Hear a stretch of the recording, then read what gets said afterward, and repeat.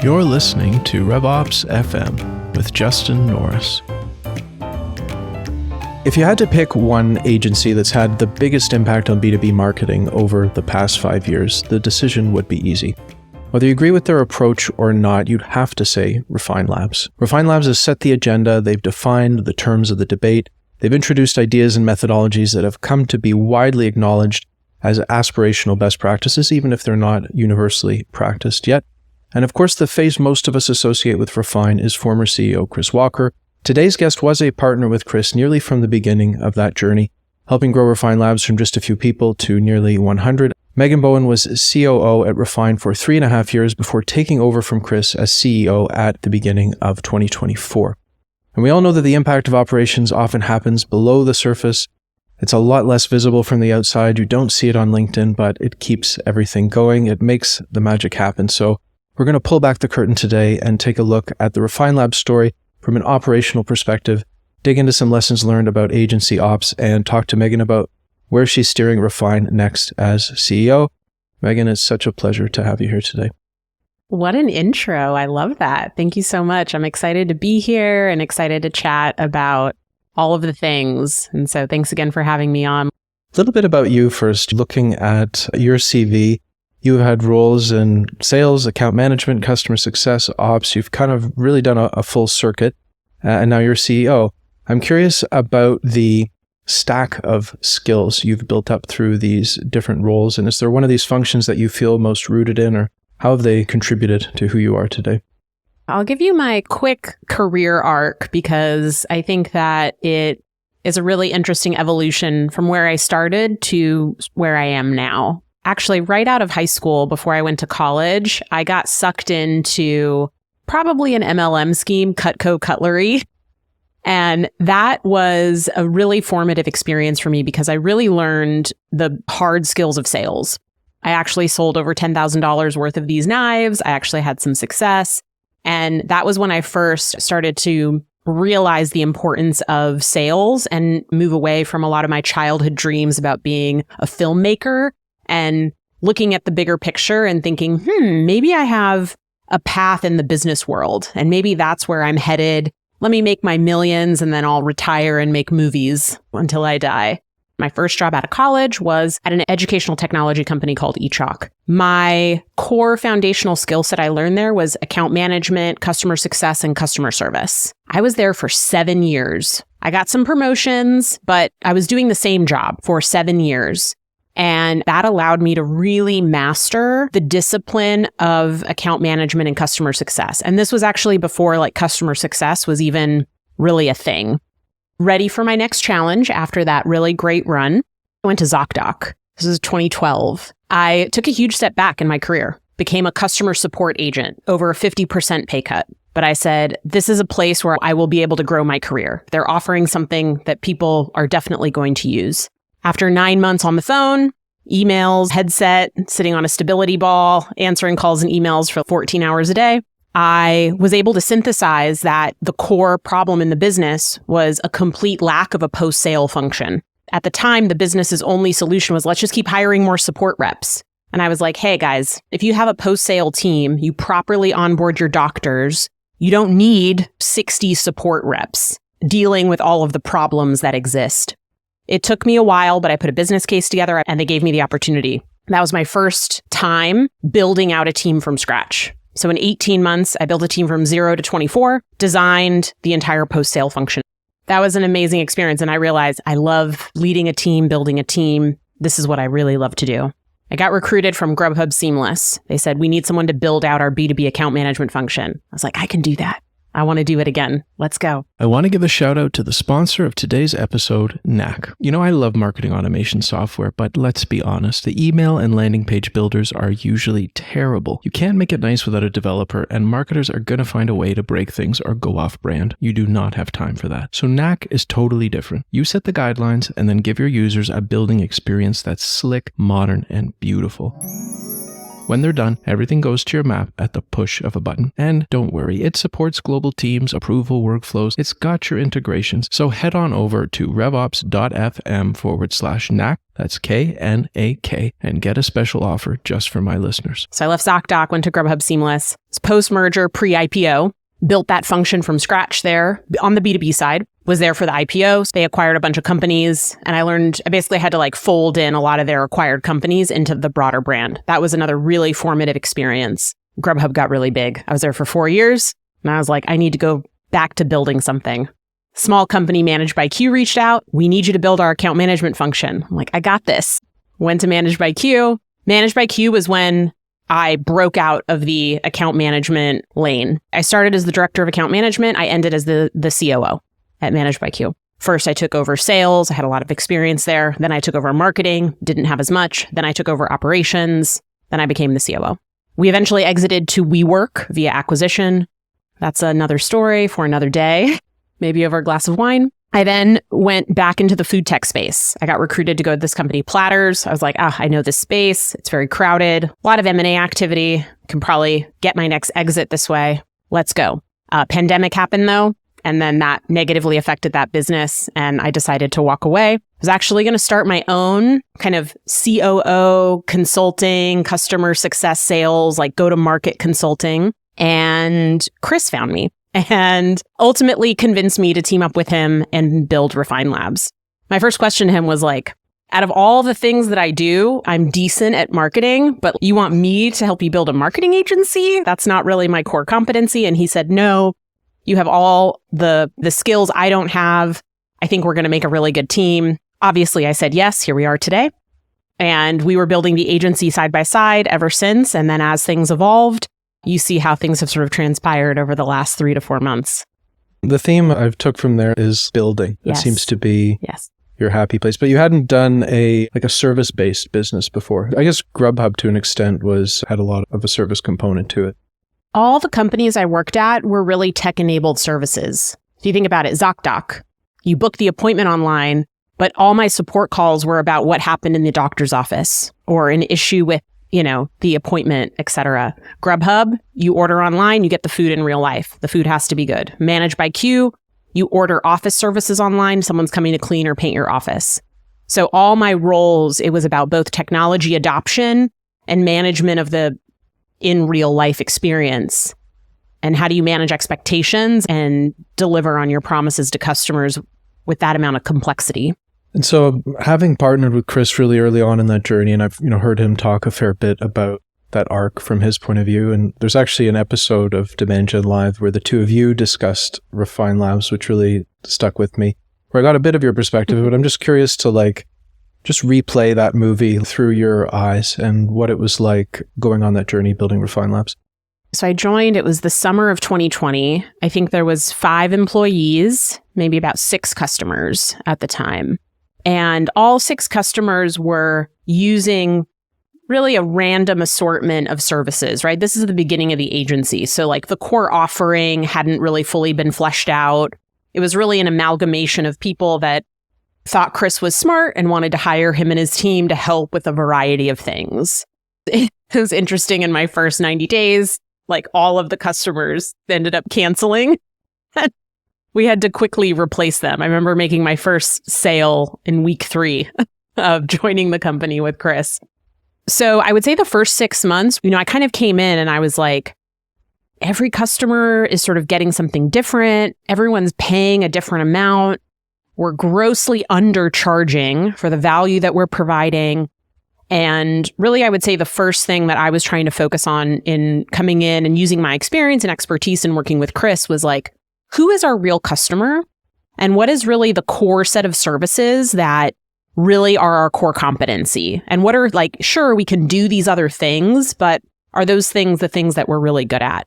So I would say in the first 6 months of working together, we really were able to craft, I would say, what is still probably the core of our business strategy, which was leaning into demand strategy, media execution. I built out the creative team from scratch in the beginning of 2021. We added that once we realized that was a key need of our customers and really started playing around with pricing and increasing those prices.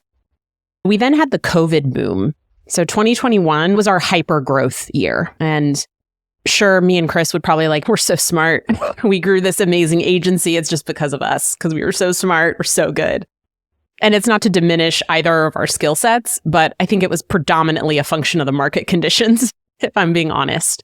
We had all of this VC money coming in, high pressure to grow, as well as a ton of money to inject into that growth, and a total lack of consideration for any customer acquisition cost or any other unit economics that mattered, right?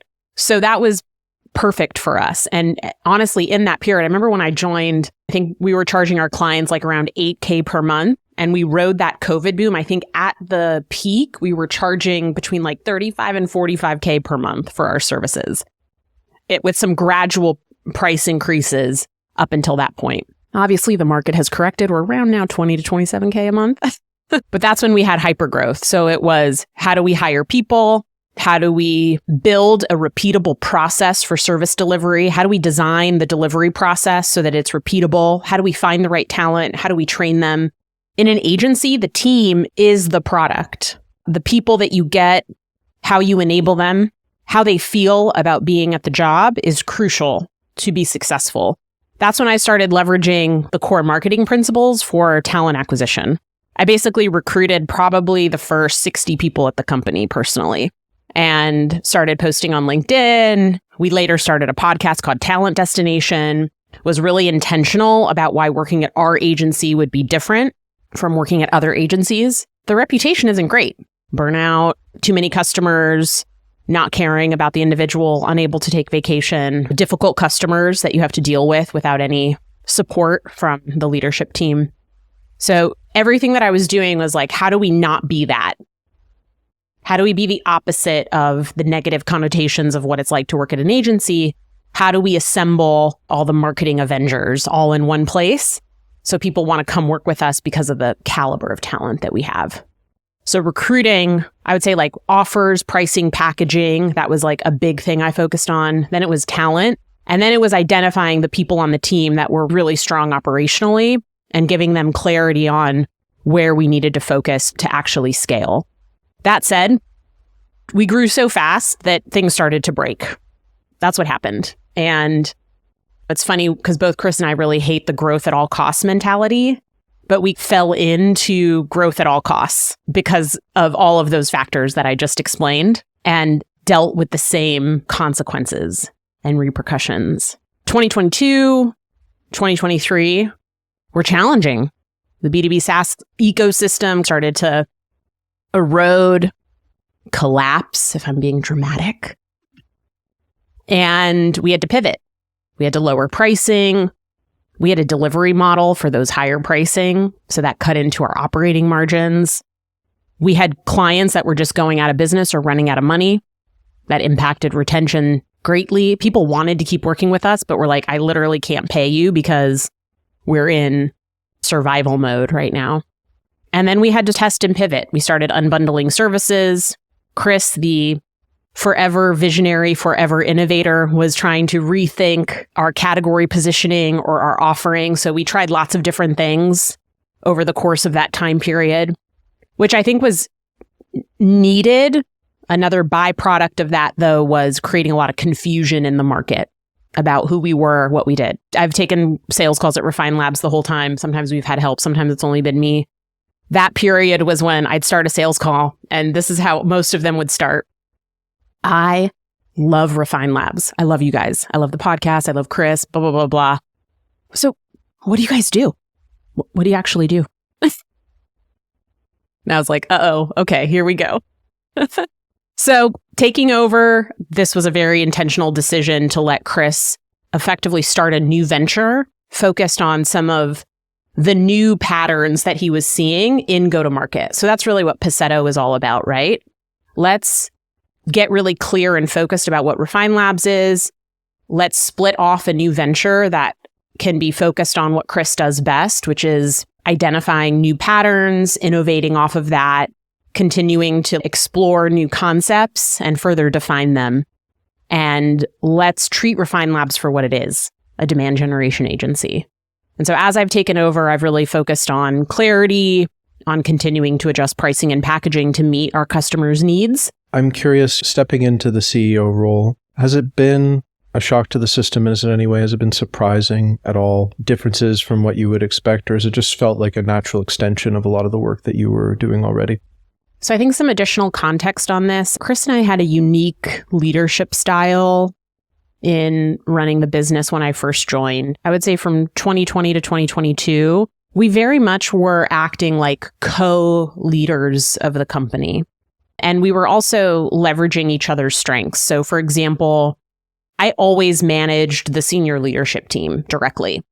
And Chris and I, although it would evolve and change, we effectively divided and conquered on all of the key responsibilities that a typical CEO and maybe a COO would have. And so from an internal perspective, I don't think that was the perception externally, but from an internal perspective, we were always acting in that way. And then in the beginning of 2023, when things were particularly difficult, we had a big layoff in December of 2022, which was difficult. I would say beginning of that 2023 period, I started to take on a lot more CEO-like responsibilities internally.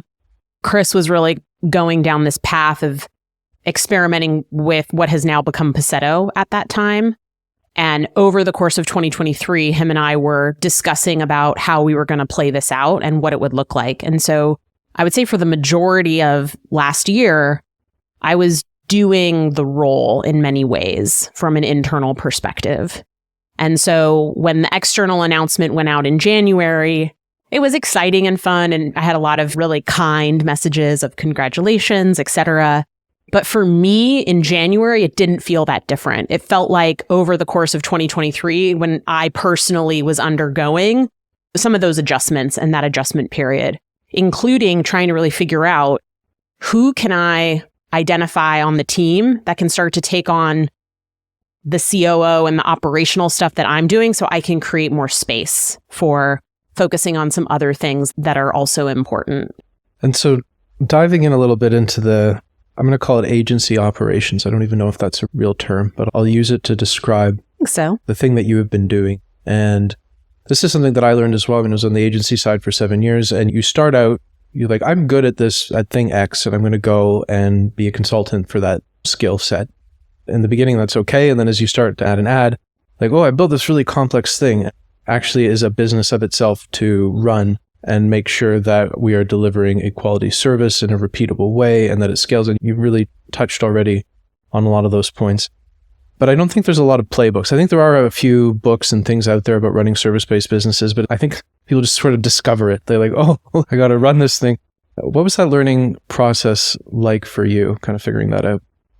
It's really hard. Running a service business is hard. People should think carefully before they sign up for it. So there are a couple, I think, key challenges. I'll talk a little bit about, I think this was in Q3, Q4 of 2021. We had, so at the tail end of the COVID boom year of 2021, our customer acquisition was out of control. I literally couldn't hire fast enough to meet the demand that we had. It was insane. At one point, we were signing contracts that didn't have start dates until 90 days away because I just didn't have a team available to assign to them. And people were still signing up and waiting basically for their turn to work with us. And we were bumping up our prices. We were assigning all sorts of companies, big and small, relatively straightforward, very complex businesses with massive budgets. We had this initial hypothesis on capacity planning, which is every team should manage 4 to 5 customers. And that would allow us to achieve our target margins, target revenue efficiency metrics. I started getting a lot of feedback in Q3 of 2021 from all of the teams that everyone was feeling burnt out. The workload was unsustainable. They weren't sure what changes they could make to make it sustainable. And that was when I raised the red flag to Chris. And I was like, we are headed for the iceberg if we do not make a change. Everyone on the team is feeling this. This is not 1 or 2 people. This is the broad sentiment. We have to address this and we have to make a change. And so we did an exploration of the problem. We effectively came to realize that we were treating all of our customers the same when they were not. And that was the first time we actually segmented our customers across tiers and assigned a different set of resources to them. And we could no longer rely on just like, well, every team gets 4 to 5 customers. It was like, no, that doesn't work. We need to reflect the nuances of the different segments. We need to realize that maybe, in the tier 1 segment, sure, they can have 4 to 5 customers. If they have a tier 3 client, they can only manage 2. And that also forced us to rethink our pricing and packaging. We had to charge those tier 3 clients more than the tier 1. So that was a defining moment in our operations. We segmented the customer base and we made a plan and presented it back to the team of how over a 2-month period, we were going to reassign accounts to load balance everybody's book of business appropriately. That was challenging because we had to continue to delay net new revenue in order to prioritize not burning out the team. And we still haven't figured this out completely because the market drove our prices down. And in many ways, we still have an expensive delivery model. And so it has been an ongoing, constant effort of how are we repackaging and pricing? How are we designing what the delivery experience is like? How many people are on every type of account? But I think that story kind of illustrates the challenge that we had. What I'm proud of us, what we did though, is we prioritized the health of the team ahead of net new revenue acquisition, which I don't think happens in every context. So we were willing to delay revenue growth because we realized that this was so important to solve. And I think for any agency owner, you have to put your team before the customer because your team is the product. It is the customer experience. If they're burnt out, if they're not set up for success, if they're not equipped, your customer will know. They will feel it. And that's the prevalent theme that I see in agencies that have an opportunity to improve. They consistently prioritize the customer and are not making that connection. And that's what leads to that negative reputation you alluded to about agencies, that they're meat grinders, that they don't care about their people. That was my trepidation in joining an agency. And I mean, I was lucky. I ended up somewhere great that also took that approach. And I think more and more are starting to figure that out. But yeah, it's a scary thing to work 50, 60 billable hours a week and be burnt out and not have management that has your back. It isn't sustainable. I'm curious, the axis of segmentation for the client base, was it just based on company size? Like, was that the defining thing between the different tiers, or were there other factors that influenced how much support they needed? It's a good question. I think there was a correlation with company size, but it really came down to a few factors and more about the dynamic of the actual product mix and the total ad budget we managed. So I think where we distinctly saw an account taking significantly more hours to serve was if their total monthly ad budget was, significantly higher. Managing $50K per month is very different than $1 million per month. Just in terms of tasks to be completed, jobs to be done, hours needed to dedicate to it. And then the additional layer is there are some companies that have one target market, one customer segment, and one product offering. So I need to market this one product to this one segment, and I need to get that exactly right. There's another type of company that actually has a suite of products. 3, 4, 5, 6, 7 different solutions. And maybe they sell into SMB and mid-market and enterprise. That's actually like 5 companies in one company. Even if their ad budget is relatively small, right? Even if that ad budget is $100K and not $1 million, there's a lot more complexity in that. And it's not like we just take the one strategy and use that strategy for all your product lines and all your customer segments. It doesn't work that way. So I would say those were the 2 biggest factors that effectively classified a customer as like a tier 1 versus a tier 3, thinking tier 1 more simple, tier 3 more complex. There was a general correlation with tier 3 customers being overall larger companies, more employees, higher revenue, but not always the case, interestingly enough. I mean, my background was more of a hourly billing model. It just made sense for the type of work that we did, which was primarily, systems, configuration, IT-like products.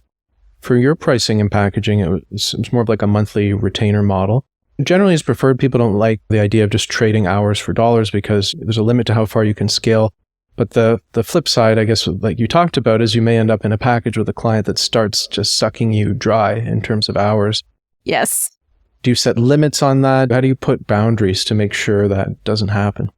I mean, we considered hourly or usage-based pricing multiple times over the course of the last few years. We challenged our business model at many junctures and, thought, should we go in this direction? Like, it would be easier, I'm using air quotes, to charge that way so that we're not underwater with certain clients, right? What we kept coming back to, though, was we didn't want to be hired for the hours that we spent. We wanted to be hired for the impact that we would have. So we kept coming back to our flat pricing, although there are some tiers, like, the $27K a month package is for a $50K ad budget. If you're spending $1 million a month, you're going to pay us more than $27K. But we'll put that custom pricing together for you.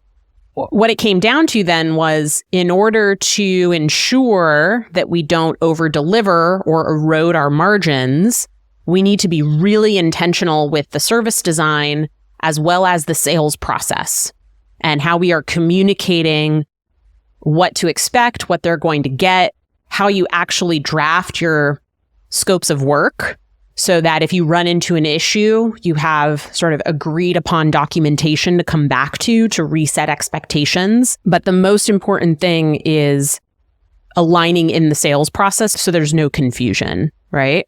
I like to tell people, I'm not a great sales rep. I open my sales calls being like, I'm not here to convince you to hire us. The purpose of this call is for us to have an initial conversation and evaluate if we think there's a potential fit for a partnership, and then we'll keep talking. And I actually will bring things up to almost talk people out of hiring us if I see a potential yellow flag or a red flag. People with low ACVs, our product costs $4,000 a month. I'm like, I can get you more customers to pay you $4,000 a month, but if you're paying us our retainer and, $50K per month ad budget, your customer acquisition cost is going to be unsustainable. Is that something you want to sign up for? Do you have a ton of VC PE money that you're willing to just spend for a period of time to grow and figure out how to right size later? Like, if so, cool, we'll help you. If not, I'm not sure we're the right partner, right? When you're on the hook for delivering those bad projects or projects with bad fit clients and you experience the pain of that, you get way more motivated to filter people out up front versus just selling like a SaaS product that's like air, like whatever. If you don't succeed with it, maybe you don't care if you're the salesperson. But when you're also having to deliver and fulfill that, you feel it way closer to home. Absolutely. But honestly, that approach serves me well. I create trust pretty quickly. People don't think I'm trying to oversell or convince them. And then for those where it does make sense, we're able to go through effectively like a due diligence process. It's like not even a sales process, right? It's like, okay, let's take each of these steps that I've defined that'll help us both evaluate that this is going to be a good fit for both sides. I found the same. It's way better. It's consultative. You're not pitching anybody on anything, and people really want to work with you coming out the other end. You've mentioned a few times, and I agree with it so much, that in a service business, the people are the product. And the challenge that I've seen, you start an agency and maybe you have a few rock stars like a Sydney or a Sam or an Ashley, or I'm just naming some people I know. And then it becomes hard to like clone them. No matter what process you put in place, there's an unevenness sometimes, or not everybody has the same methodology. And so then you have this unevenness in the service delivery. Not everyone gets the identical experience. How did you tackle that? Or did you figure out a way to clone people and really keep that consistent? Yeah. It's a great question. 2021 and Q1 of 2022 was when we had our hiring spree. Probably like over that period of time, hired 100 people. One of the consistent things that came up in the interview process was this sense of imposter syndrome from highly skilled, experienced demand marketers. Just like, I see Sam, I see Sydney, Ashley, I see these people on LinkedIn. I don't know if I'm good enough to be here. Like, am I going to be able to succeed in this job, right? Now, yes, you need a baseline of hard skills and experience to be effective in this job, right? And we very intentionally qualify for that in our recruiting process. And then we had a pretty strong process whereby We would have obviously like conversation interviews, technical interviews, and presentation interviews to be able to check off all of the boxes, again, for both sides. And also to make sure that we always recruited people that had in-house experience, not agency experience. So I always was so intentional of like, this is going to be really different from what you're used to. Here's how it's going to be different. These demand marketers in many cases never had to think about developing things like, account management skills or executive communication skills.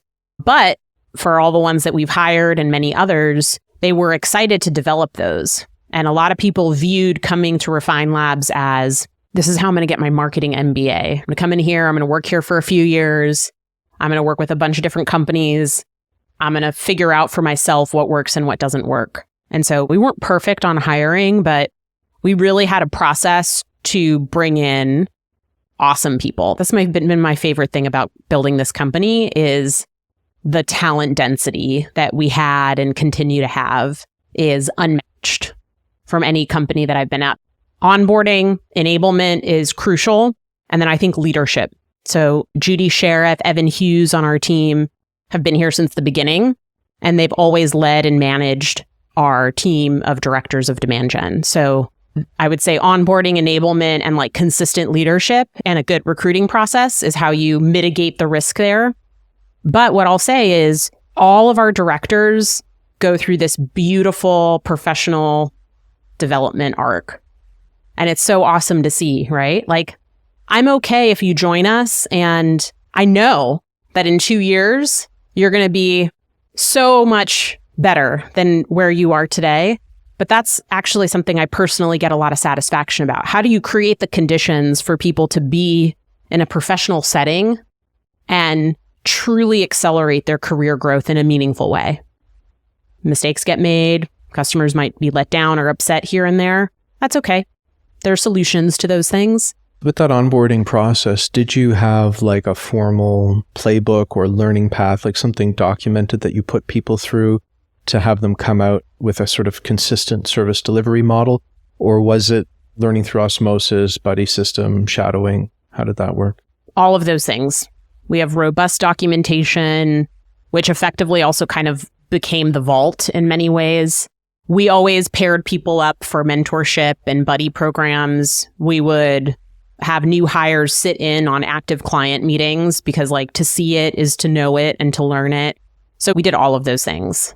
And one of the biggest challenges with the service-based business is it's almost impossible to stand on that tightrope of being perfectly staffed and like having supply and demand meet each other. Like you're almost never there. Too few people and then you're disappointing clients, or you have too many people and all of a sudden your margins are underwater. And when I was on the agency side, we had furloughs at a period of time where people would voluntarily reduce their hours so we didn't have to lay people off. That was okay. But it's like, it's just such a thin razor's edge that you're walking all the time. How did you manage that? Yeah, it's so hard. The first exposure was not enough people. So that was our first problem in 2021 when the demand exceeded the supply. It was a race to recruit and onboard. At the time, we had enough leverage. I couldn't believe it when I'd be on a sales call and I'd be like, our next available start date is in 90 days, but we're first come, first serve. Send me the contract. I want to start in 90 days. Okay. Almost couldn't believe it, but it happened a lot. So I think when we didn't have enough supply, it was like, okay, how are we managing the expectations of customers? How are we staggering start dates? I also came up with what I said, you're going to start in 90 days. However, we have a pre-onboarding process that I'm going to enroll you in because I needed to keep them warm for 90 days, right? So we would send them information. We would have them start to do some of the setup. We would, engage them with the vault. We had all these different things that we did in an effort to kind of keep them engaged over that period of time. Then coming into 2022, probably like Q2 22 is when we started seeing churn spike because of the impact of the kind of macroeconomic conditions. And then that's when my supply exceeded the demand. And that sucks. And we're bootstrapped. We don't have lots of money in the bank. And so we would hold off as long as we could. We did 2 layoffs in 2022, though, one in July and one in December. And coming into 2023, we did our best to cut what we thought was needed in 22, but we knew that it might not have been enough. So in 2023, I just took a very different approach because of the damage to the culture that those 2 layoffs created. We were always transparent, but I was the most transparent we had ever been with like literally telling people like, here's the roadmap, here's the runway.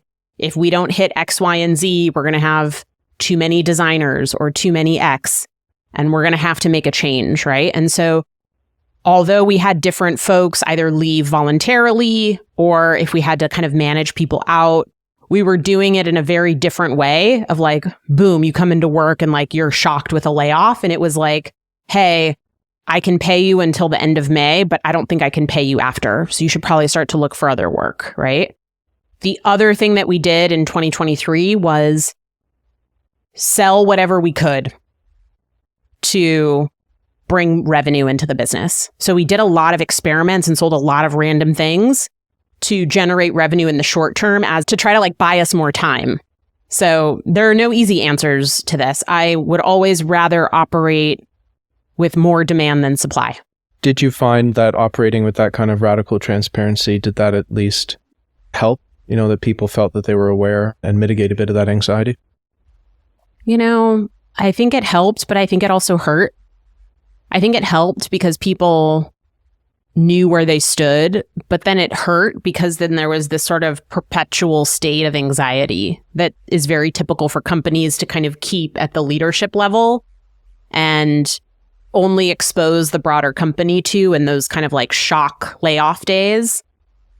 So I don't know, to be honest. I was personally really drawn to saying, we just can't do a third layoff and blindside the team. So I'm going to take this approach. And I know that it has downsides. I know that it's not the perfect approach, but I think that this approach will help us rebuild trust over the long run. I would say the culture from summer 22 towards, I would say like Q3 23, like a year and a few months, was really challenging. But we persevered. And I think the benefit of that approach anyway is reestablished trust with the team and leadership that we were going to do everything that we could to prevent what happened in 2022, even though it makes people feel a little uncomfortable. I mean, speaking as someone who's been an agency employee, I've never been an agency owner, but I would rather know Yep. We're all adults here, right? Yeah. I think you can plan, and I don't know, I think the trust part, even if everything isn't rosy all the time, if you feel that you know where you stand and you know where the company stands. Clear is kind at the end of the day, even if it's kind. Disappointing. Just thinking a little bit about, as you alluded to, Chris, being the kind of visionary and the innovator and always thinking of new things. Has the core philosophy, the core approach changed at all over the past 4 or 5 years? The core of the strategy and the philosophy has remained the same. The ways that it has evolved has been additive, right? Additive strategies, additive tactics, additive measurement approaches, but the core of it hasn't changed. I get this question a lot from people because they're like, the LinkedIn, echo chamber, like everybody says demand creation, demand capture, like these are like old concepts, like this isn't new. Everybody's talking about this, but I'm like, okay. I'm like, I literally talk to 7 to 10 companies a week. And I can tell you confidently that 80% of the B2B companies out there are not doing any of it at all. And so I'm like, I get it. I get it. We're in this echo chamber. I get it. We've been saying the same thing for 4 to 5 years. The problem is still there. The market opportunity is still there. Just because it's been discussed a lot doesn't mean it's been adopted widely. And so this is what I like to remind people of. I'm like, that you're doing your job well in branding and positioning your company and telling your story when you start to get sick of telling your story. And that actually means you're not quite done yet. You need to keep telling it. And this is where I think Chris and I take a different approach. One of the things that kind of I was drawn to Chris was his like visionary spirit, his innovative spirit, his desire to create new things, develop new language for concepts. And I love that. It's exciting. It's cool. Like it's fun. It's inspiring. I lean more on the direct, blunt, clear. Like, let's just be clear. Let's be specific. Let's explain things. Let's not get too caught up on some of the language or this and that, right? And I'm not saying my approach is right or better. I'm just saying it's how I operate, right? It's how I see the world. It's how I communicate. And so relative to where Refine Labs is in its journey, it is an established business now. And what's most important is actually operational excellence, actually making a huge dent in the percentage of B2B companies that are actually shifting their strategies and their execution tactics. That's the game now for Refine Labs. So now, if you look at Paceto, Chris's new venture, he's back in the exploration, innovation, seeing things, describing patterns, coming to new conclusions. That's his happy place, right? That's his zone of genius. But Paceto is a 3-person startup that has desire to be a software company, right? And sort of they're focusing on tech-enabled services right now. So just like the early days of Refine Labs, when that was true for the category that we're in now, it's just a different approach is needed given the stage that we're at, right? So it's recognizing that. And I think it's just, and that was, I think, where Chris and I finally came to the conclusion that this was the right decision. And that we could divide and conquer in this way to make both companies successful. Well, that makes perfect sense. And I think that's also a good lead into probably the last question we'll have time for, around making a dent in the market and actually shifting people to these new practices. And the vault, which is sort of the way I think of it, is kind of like your productized IP library where you have all your best practices. I've had an account there to kind of broaden the access to that, which I think is a really exciting opportunity. Maybe you can just tell us a little bit about that. I've really gotten a lot of value out of the resources there. And you recently announced a partnership with Aspireship to kind of broaden the access to that, which I think is a really exciting opportunity. Maybe you can just tell us a little bit about that. Yeah, I'm really excited about this. So we've known Corey at Aspireship for a long time. He used to be a Refine Labs customer. He hired us back in early 2021 to grow their business and have really developed a great friendship with him.